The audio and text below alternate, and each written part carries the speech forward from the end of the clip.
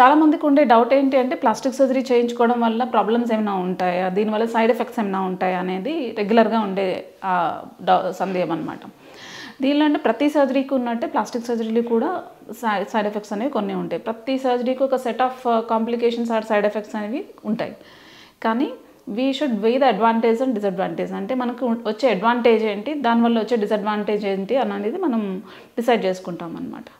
అలాగే ప్లాస్టిక్ సర్జరీలో కూడా కొన్ని సైడ్ ఎఫెక్ట్స్ అంటే బ్లీడింగ్ అవ్వడం కానీ, కొంచెం ఎక్సెసివ్గా అవ్వడము, లేదు అంటే ఇన్ఫెక్షన్ రావడము, లేదు అంటే కొన్నిసార్లు లోపల కొన్ని ఫ్లూయిడ్స్ ఉండిపోవడము, లేదంటే బ్లడ్ క్లాట్స్ ఉండిపోవడము, లేదు అంటే అన్సాటిస్ఫాక్టరీ రిజల్ట్ అంటే చేయించుకున్న సర్జరీ అనేది మనకి చూడడానికి అందంగా నేను ఇంతకుముందే బాగున్నాను అనుకునే వాళ్ళు అనిపించడము, లేదు అంటే కొన్నిసార్లు ఏంటంటే కొన్ని మేజర్ ఎఫెక్ట్స్ అంటే బ్లడ్ కాళ్ళలో కానీ ఎక్కడైనా హార్ట్లో కానీ బ్లడ్ క్లాట్స్ అవ్వడము, ఇవన్నీ అన్ని రకాల సర్జరీస్కి ఉండే సైడ్ ఎఫెక్ట్స్. అలాగే ప్లాస్టిక్ సర్జరీలో కూడా అవి కొన్ని సెట్ సైడ్ ఎఫెక్ట్స్ అనేవి ఉంటాయి.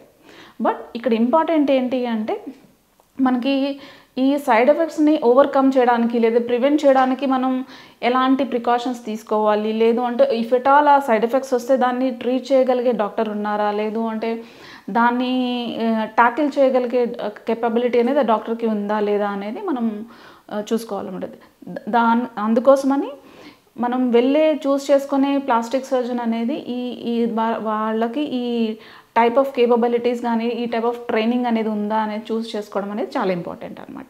అలాగే కొన్నిసార్లు ఏంటి అంటే మనకి కాంప్లికేషన్స్ అండ్ సైడ్ ఎఫెక్ట్స్ అనేవి డాక్టర్కి ఉండే ఎక్స్పీరియన్స్ కానీ, లేదు అంటే వాళ్ళ ట్రైనింగ్ని బట్టి కానీ, అలాగే మనం ఎక్కడ చేయించుకుంటున్నాము ఆపరేషన్ అనేది ఏ ఫెసిలిటీలో చేయించుకుంటున్నాము అనేది కూడా చాలా ఇంపార్టెంట్ అనమాట.